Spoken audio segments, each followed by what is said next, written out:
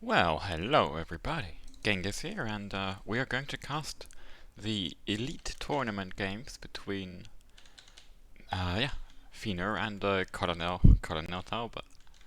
Um, I heard the games are pretty interesting, and I'm going to do my best to give you some really nice casting. Feanor, for those of you who don't know, is mech player. I think all his decks are mech, even all the decks he sent in. Um, And yeah, like he's very well known for being, kind of he plays mech and only mech and always mech, and he's good at mech, and he's got quite a specific playstyle. I'm not sure how much, because I've been doing a bit of studying, because actually, um, I need to play Feanor in the Harden tournament next in the semifinals. Um, so I have a bit of a clue how he plays by now. I don't know how much of that Colonel Talbot did, but I would assume that Colonel Talbot has a clue, or somewhat at least, how Feanor plays, because they are quite similar in Elo, and they both play quite a lot. So they should run into each other in ranked and so on.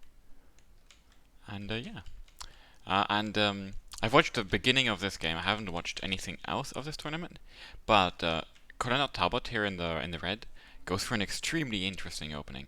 So I'm not sure if he's playing Commonwealth or Commonwealth Moto. It looks like Commonwealth Moto from all I saw, but we'll find out. Feanor is going for EC Mech? No. The DGC Mech, Dutch German Coalition Mech. And so we've got, right, from Colonel Talbot, we've got this really weird, like, three-pronged split-up push. Here, some stuff in the middle, right? Not nothing.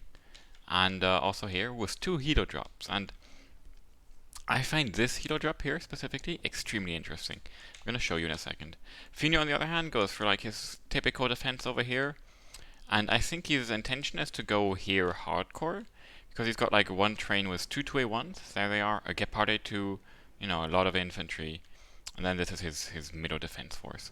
You could say the openings are not too different. But anyway, so he unloads the SAS a bit here. I don't know what he did with that. Interesting. He gets in over here too, by the way. Oh yeah, this links with what we just heard. So over here, the helo drop gets him auto Foxtrot for basically free, which is an amazing start. We also see the Vickers being used. I think he's got one on each flank, maybe, no, not in the middle, which is very interesting if you ask me. Anyway, the SAS now run forwards into this building, killing that on the way. And this is what I find extremely interesting. You see this train, which is going here. With the SAS in this building, he actually can't, because the SAS are in the rear of your units and in range, and they can basically like kill all your Leo 2A1s, right? Or kill your AA. So Feanor is forced to, and he even does it a bit riskily. I would have unloaded like here and so on, but he's basically like forced to be stuck over here and deal with this. Like, it's just one squad of infantry surrounded by like 10, 15, right? But by having it there, forcing Feanor to slow down, unload whatever over here, it means that, at least initially, Colonel Talbot gets to set up over here as he wants to. And it's got quite an interesting setup, with a Highlander, a Milan, two Javelins. Javelins being very interesting. You can fall back the Vickers in time and so on. I'm still not entirely convinced. Like, I'm going to try it out myself. I have actually once, but it didn't work out. Yeah, I'm not entirely convinced, because you still give your enemy this forest, and he can still then deny your reinforcements, which should make it possible for Feanor to push Colonel Talbot out of there, but we will see. Anyway, over here, not Colonel Talbot, Feanor, after seeing the helo drop, decided to drive through the forest and get into here. Oh yeah, I can use my mouse because I'm not streaming, right? So I don't have to zoom all the time. And so he's still got a position here, which is quite useful, I'll say. Definitely, we see some planes. So this is siege, right? We have a peace run over there. Nothing in this area, which is quite interesting. Bit of fighting in the middle. Milan pretty well positioned. AMX. The infantry here died. I would fall back with a Leo. To have 8 armor only. Oh god. It's a great tank. Don't get me wrong. The Leo part ASI plus. Because you get 10 rate of fire, 16 AP, 65 accuracy, 50 stabilized. Like there's 55-point tanks which don't get 50% accuracy when they're not moving. Like, the gun is just amazing, but yeah, it's a gas cannon. So you really have to be careful with it. Really interesting, by the way. Both players opening up with a single CV. That explains how they both had so much stuff in the opening, I guess. But that's really rare. Like, Plunging is nearly the only map where you'll regularly see 3 CV openers on. And, yeah, like a 2 CV opener, both players, sorry, going for 1 CV, yeah, it's quite rare, rather. 2 CV openers are very common here, I would say. Some missed micro here by Colonel Talbot, the Milan not in the building. And also he had a javelin which was standing like next to the building here, which got killed by the AMX. So that's a bit sad. And I guess let's speed it up a bit. I'm not going to super fast forward this, but we might be watching most of the replays at ×2. I think ×3 might already be a bit too fast, but yeah, the point is to understand and enjoy what happened in the games more than look at every like infantry fight. So here we've got F11C, and I think that's quite an interesting call. He gets rid of some of the infantry, he stuns this. He doesn't. If he would have gotten lucky, I think he could have maybe even killed definitely the modern, maybe even the 2A1s. But yeah, it's like nearly. It's kind of sad because it's nearly enough to have him hold this. Like I think if he would have had 2 squads of Highlanders 90 instead of 1, then the F11C would have allowed him to stop, like to hold on to the town, at least for the time being, right? The 2A1s would still be alive and so on, but at least you gain time. He's playing a bit too aggressively with a voodoo, I feel like, and he loses it to... Okay, so KWS now from Feanor. Interesting. I'm definitely noting that he might go for early ASFs. I guess he just saw the bomber, so that's good micro here where I can on Talbot, moving back with the javelins, but yeah, I don't know, I guess at this point it doesn't look too good for him, because in the early game he had the advantage because he got Foxtrot for free, he had some interesting stuff going on in the middle, and he held on to Bravo, which means he's got the +1 tick, obviously. But now he has lost that, and it definitely looks like he's playing Moto. And, well, what, 3 stack of mortars? Okay. And he's playing Moto against mech on a map which definitely favors mech. At least in my opinion. I think most people's opinion. So, yeah, how does he capitalize on it, right? Like, he had a good opener, but he wasn't able to capitalize on it, I guess. And now he's kind of, if you ask me, in a rough spot. And Feanor could even kind of push Foxtrot, really. I'm curious what...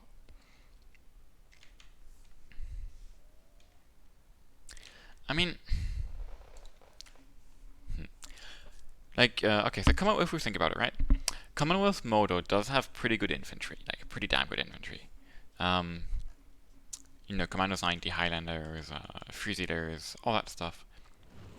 So you can kind of go for the middle brawl, but then you still don't have the tanks to deal with his 2A1s, and that aside, you kind of have the bad side for the middle brawl, especially if you only have infantry. Like, right, from the other side you have all these forests, or you can basically defend your CV with only some infantry, and right, or like here, at least somewhat. But if you push into Alpha, you can't really do that, because it's just too open, right? Why does he... I don't know. I'm a bit confused to see Conan Talbot insisting that was his second anti-radar plane, right, or seaplane?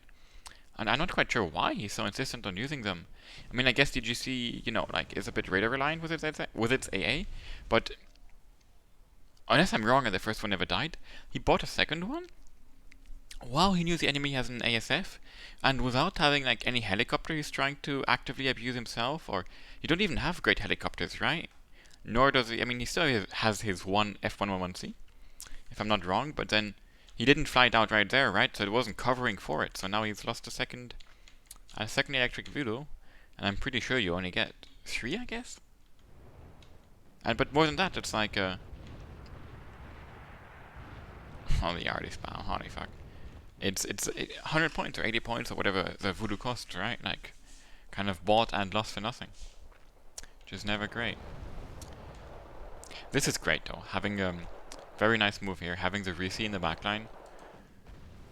These might literally not get spotted all game. I guess they will, because I have a feeling like one of these will game here at some point or so, but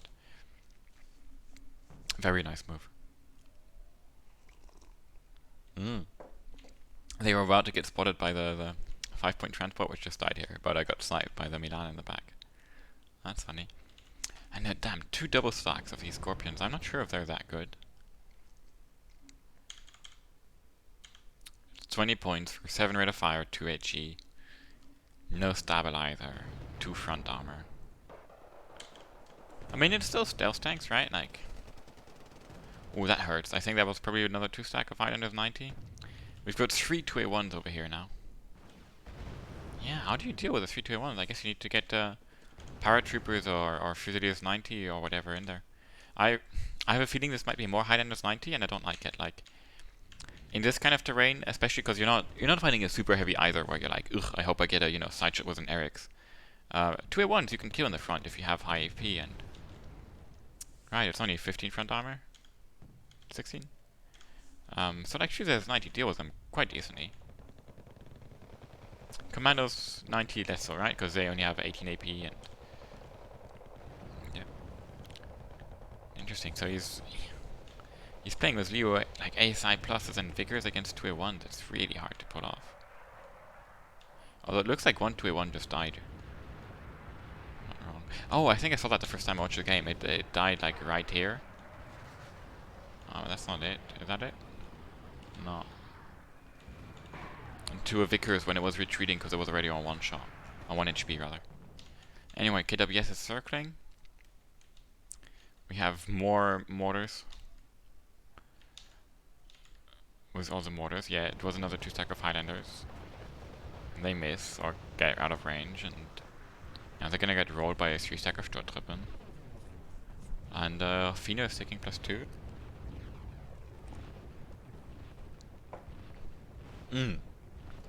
Okay, so wait, pause. Whew. How much do you cost? 90. Damn, I said 80 or 100. I'm good. Okay. That was a nice bombing run. Where are the bombs, though? Where are the bombs? Did they not fall? Or? Wait, I'm so confused. Oh! He bombed the CV.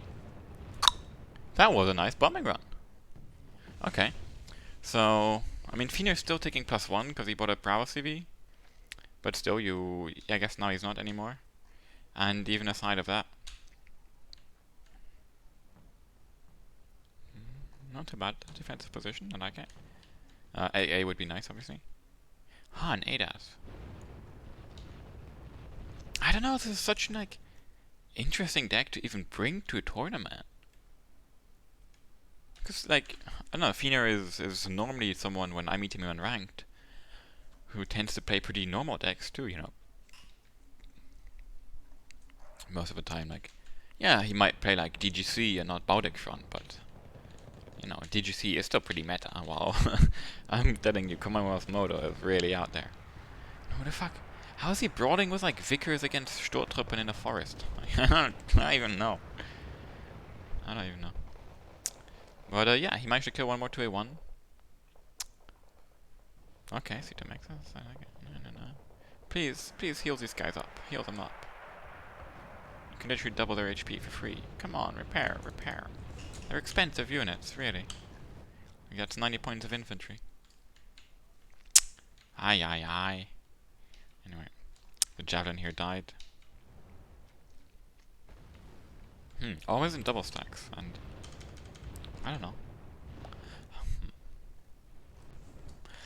Not convinced. Not convinced, I guess. To be honest, though, with the ASI pluses and the C2 maxes, well, I take that back. I was about to say he should be able to somewhat even roll through the middle, but that was when I saw 1 2A1 and not another 2 stack. 3 2A1, that's gonna be tough to deal with.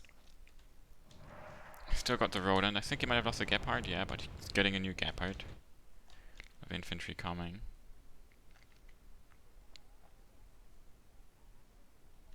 Sneaky. Wow, really? 2? Interesting. Going the same way. What are we bombing this time?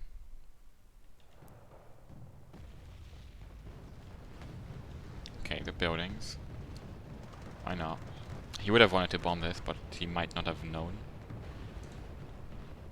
Please send them back. At least split them up, send the 1 HP squad back, and fight with a 7 HP squad. But the guy's just gonna die. Poor guy.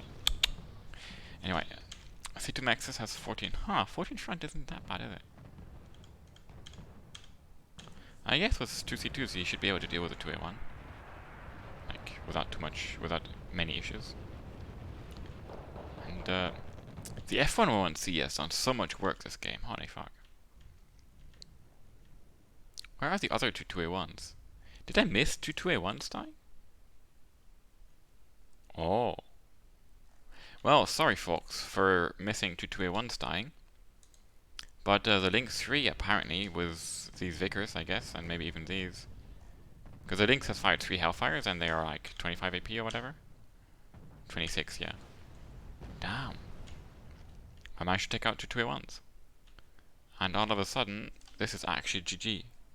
Like, this is over. I do not see how Feanor can win this anymore. Even though he's ahead in points right now. I am so impressed. I don't know if... I'm confused impressed. Like, I swear, 10 minutes ago, I would have said that Colonel Talbot's chances to win are like 3% or something. Especially because there was no, no CV sniping, no backlines, no... nothing.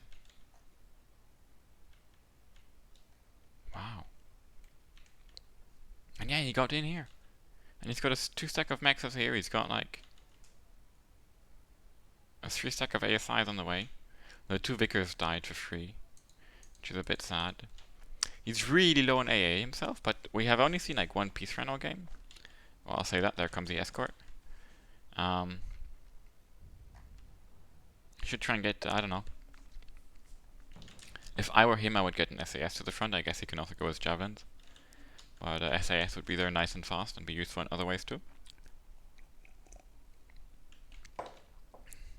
And also, 10 HP is quite nice against rocket pot healers.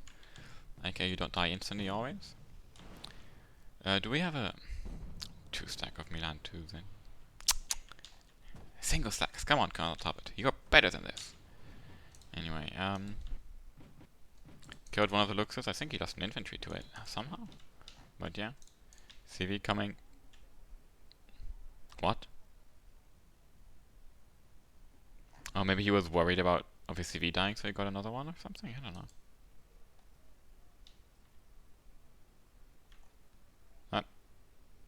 That's pretty weird, not gonna lie. Maybe it was just a misclick.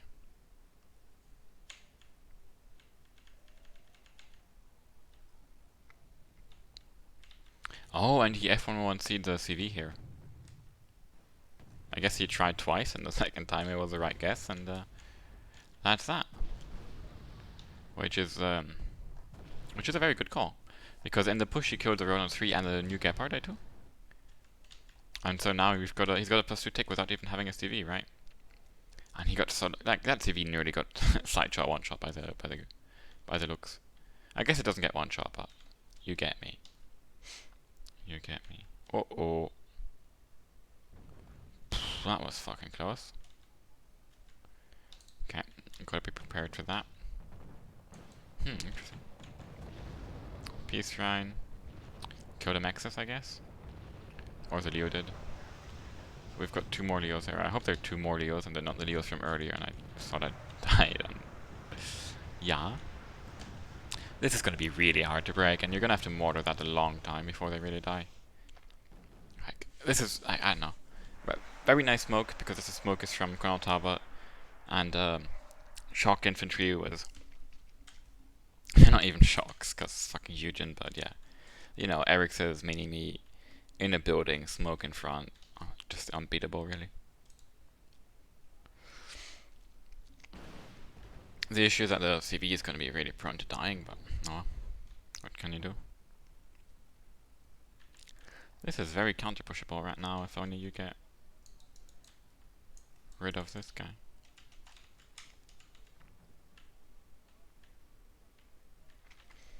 It's this really interesting tendency in Wargame that, like, if you never push a flank, it just tends to be empty by the end of the game. Or if a flank never gets pushed after the first 5 to 10 minutes, it tends to be basically empty by the end of the game, right? I mean, there's literally more like defending the CV than actually holding the front line here. I mean, you could say the front line is here, but you know, then you have this holding the front line. Yeah.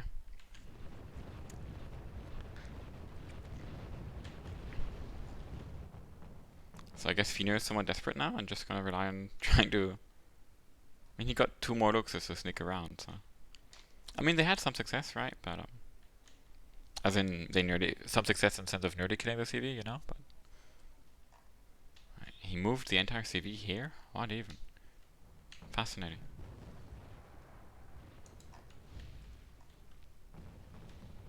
So yeah, 6 minutes, enough to get the points.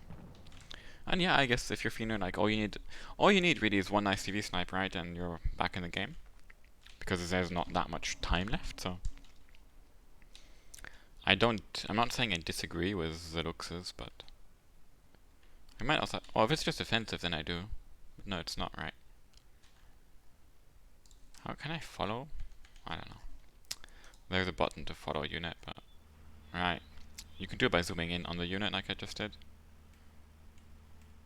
But there's also a button for it, but I don't know the button. But yeah, what did we bomb? I don't know, just a push? Or did you just try and go for the CV again?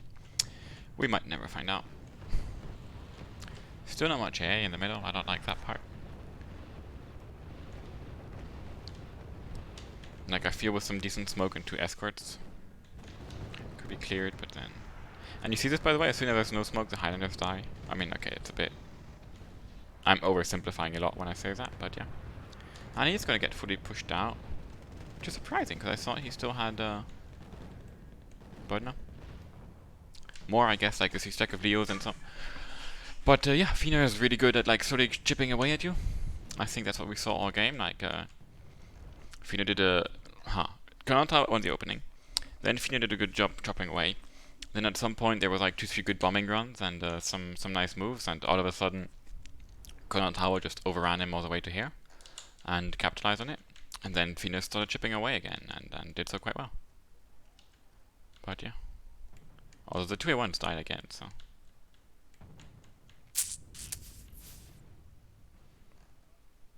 Starfighter, what are you even doing with it? I don't know. But this is GG, right? I don't think. What's it? 164 to 200 points? I need glasses, so you know how it is. But yeah, that means that honestly, there's even still a chance for a draw. Also, I'm not sure how draws work in this specific tournament.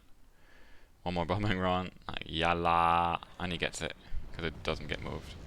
Could have been moved in time, and that's GG. That's GG. I'll go ×4 because literally nothing is gonna happen anymore. I mean, yay, push here now. What an extremely interesting game. I hope you enjoyed it as much as I did.